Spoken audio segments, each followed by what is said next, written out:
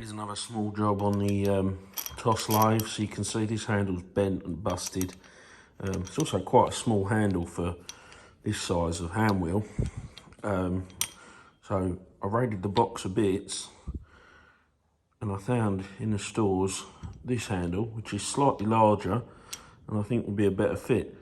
So just goes to show, whenever you come across these polycarb or Bakelite handles, always keep them, put them aside, because that is, as you can see, perfect match for the original almost, but a bit bigger, which will be handy. So we're going to have to make a new stud to suit this new handle, but I think that will be a good addition to the machine. So I'll get this one off with this pipe wrench, Stilson, and then we will set about making a new stud to suit. So, evidently, this handle was a press fit. Interesting concept. So I guess it stops it coming unscrewed. As you can see, that is ground rather than turned. The rest of the handle was a turned finish.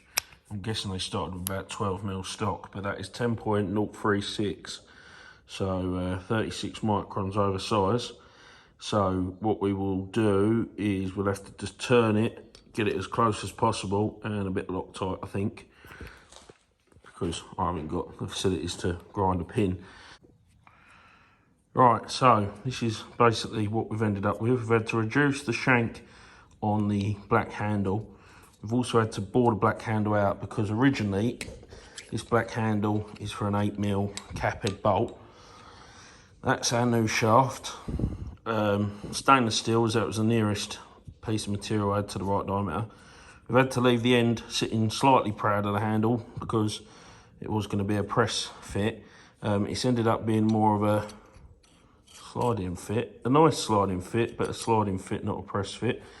That's 10.02, and obviously we measured the original shaft at 10.036, so just not enough crush on that, but there we go. So it's a good sliding fit, so all we'll use is some Bond lock. That obviously sits in the black handle like so. You can see I've also cut my finger open on the dirty horrible stainless chips. One grabbed my trousers, I went to remove it, and anyway, I ended up cutting right deep. So I've wrapped that up good. So we'll use some Bond lock 620, which is basically just the same as Loctite. High strength retaining compound.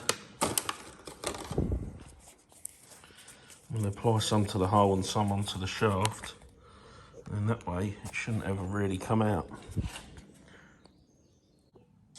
Okay, so that's the new handle installed. You give that 15-20 minutes for that retaining compound to go off. See, it just protrudes past the back there, quite nice, like the original. It's a better size for that hand wheel now, if you compare it to the size of your hand. Right, it's had about 20 minutes now to set, and there is the handle. Much nicer than the original. It's not damp hurting your hand now or digging into at the end. It's a bit more handle to hold on to. Excellent.